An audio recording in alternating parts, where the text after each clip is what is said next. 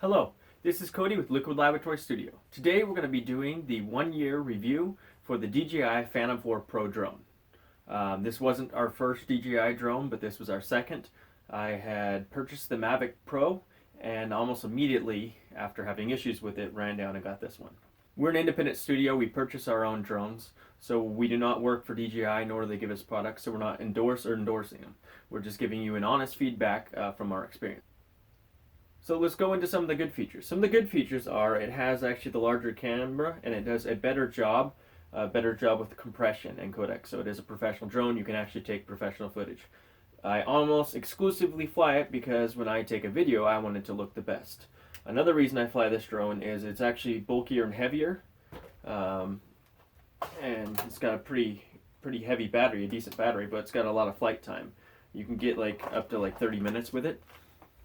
Don't recommend pushing it that far. And with this particular drone, if it gets hit with wind, it actually seems to do a lot better. So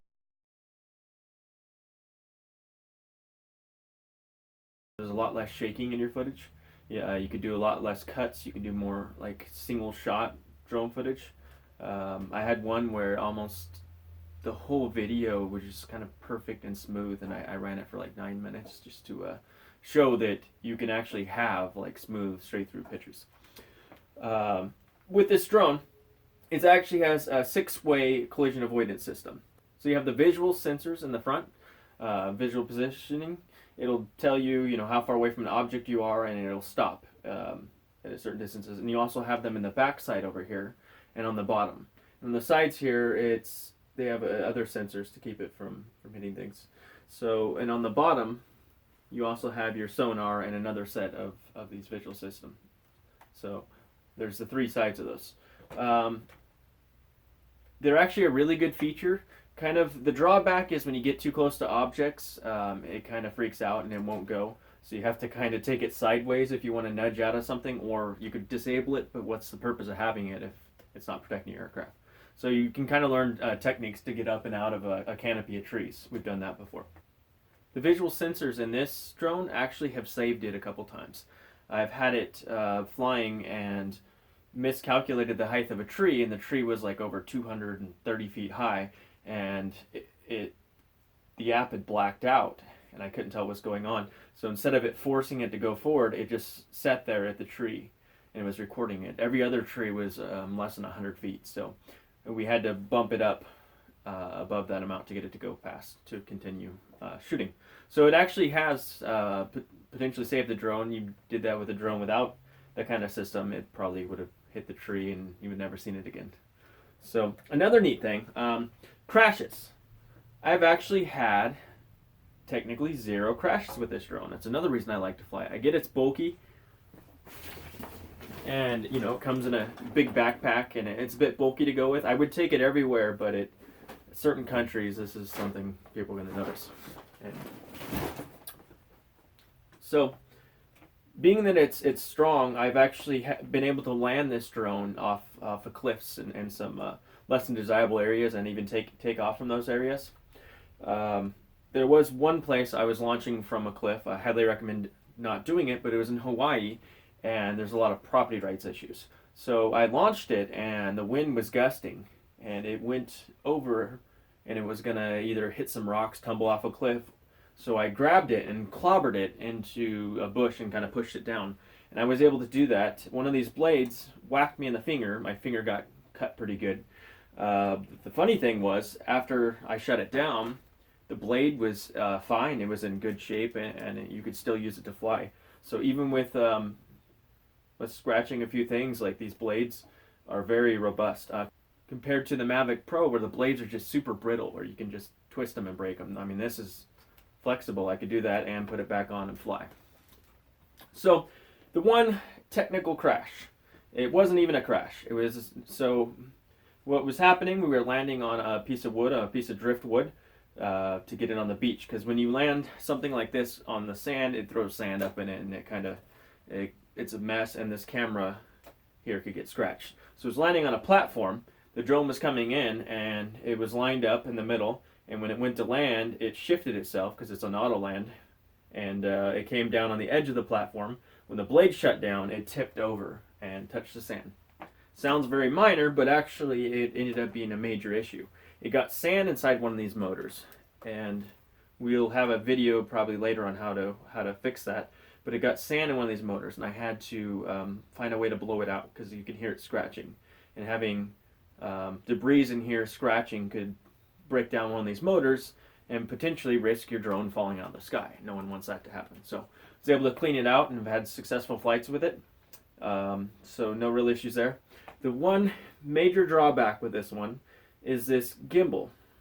Typically, you're not going to find a perfectly flat ground. There's always slightly off axis. So if you kind of look at this camera, if it's slightly off axis or there's a little piece of grass there, it's going to turn down into it. And so while it's actually calibrating itself, it can scratch that lens, and that's not a good thing.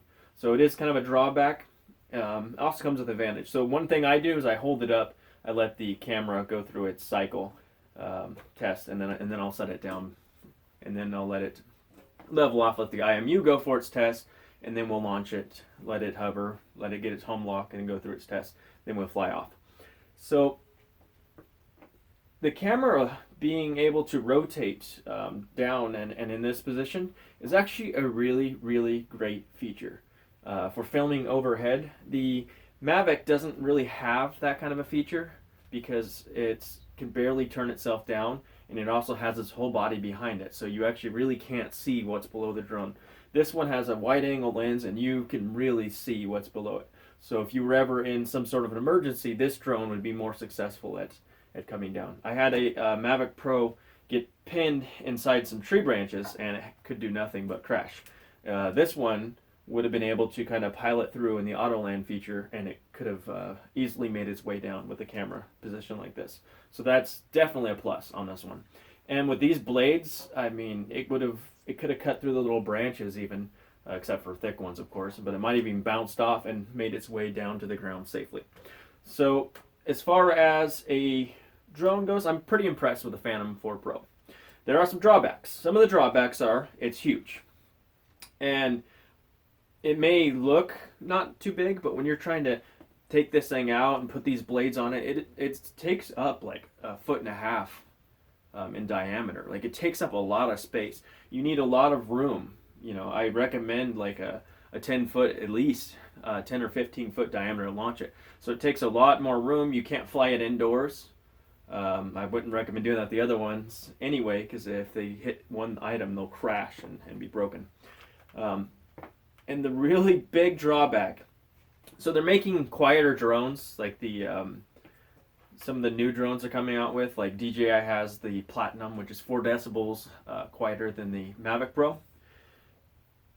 And this one sounds like a bus. Like that is a very, one of the biggest parts of it is it's launching it and it sounds like a bus. Like, you can literally hear it from a long distance away. So if you're trying to take footage, you know, kind of tranquil, passive footage, and you don't want to disturb people or wildlife, this drone could potentially run them off. But you're going to get a really good picture of them.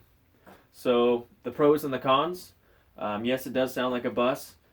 The other ones, they're quieter, but let's kind of go back over the features. So another neat thing about this, yes, the controller is huge and bulky.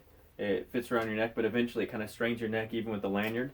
But it does have 5.8 gigahertz signal. So a lot of Wi-Fi routers are 2.4 gigahertz, and most drones are. So you get a lot of interference and blackouts.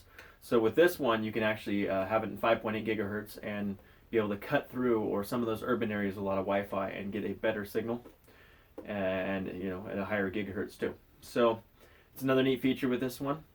And ultimately, the question is, you know, should you buy it or not?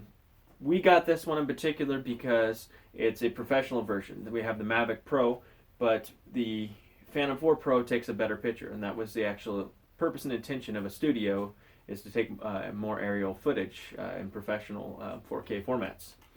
So it's a very expensive drone. So if you have discretionary income, or if you know what you're getting yourself into, it can hold up. I hope this review helps, and helps you, you know, understand at least better, or make decisions on which product to buy or not to buy. So this is our review of the Phantom 4 Pro. Please show us some love, like and subscribe. Thank you.